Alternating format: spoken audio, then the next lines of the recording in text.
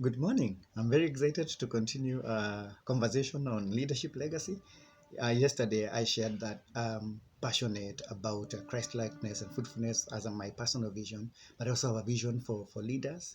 Uh, Corporately, I'm very interested in being able to help leaders to be productive and to be purposeful so that they can have a great posterity, so to say, or legacy. To have that conversation, then it is important for us to just talk about character and what forms character.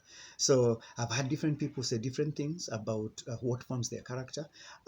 In my research and experience, I've come around four factors that form our character, and I actually like to say there are basically three. One is principles, second one is problems, and third one is perspective. And we also have a bit of priority as a fourth formation opportunity for character.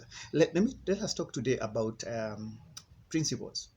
Maybe to ask, as a leader, what informs your principles, your character? Is your character formed by principles, and where do you source those principles? For me, to give you an example, I used to fight with the law of gravity, and I used to think I am Superman, and I'd try different things, and you know, believe I could fly from a tree. And after a couple of trials when I was young, I think it hit me there's no need to fight with this law of gravity. I decided to respect the principle and live by it, abide, figure out a way to align myself to it.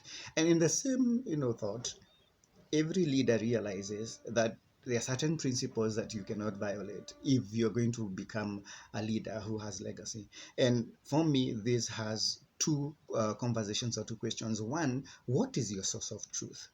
What is your source of principles? Because for me, the Bible forms what I call my, you know, set and foundation for principles. What's that for you? What is your book? What is that thing that helps you to say, you know what, this is what I live by?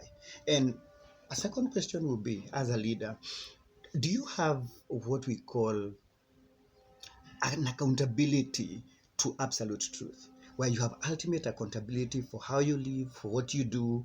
Because again, it's one thing to have a standard, but it's also to allow that standard to hold you accountable to living by it, to following it. You cannot have your own truth as a measurement for leadership, because naturally we are selfish and self-centered. So you need to be able to not only have that standard, you also need to be able to figure out what does that look like for me in being able to move and being held accountable to how I live my life. And thirdly, and I think also most importantly, we need to be able to ask ourselves, how am I relating to this uh, truth? How am I allowing this character formation process, to become a part of my life? Give you an example. A lot of leaders have a struggle in following rules, yet they need to be able to follow them. But so that means for me, every leader must be able to find out their source of truth and follow it.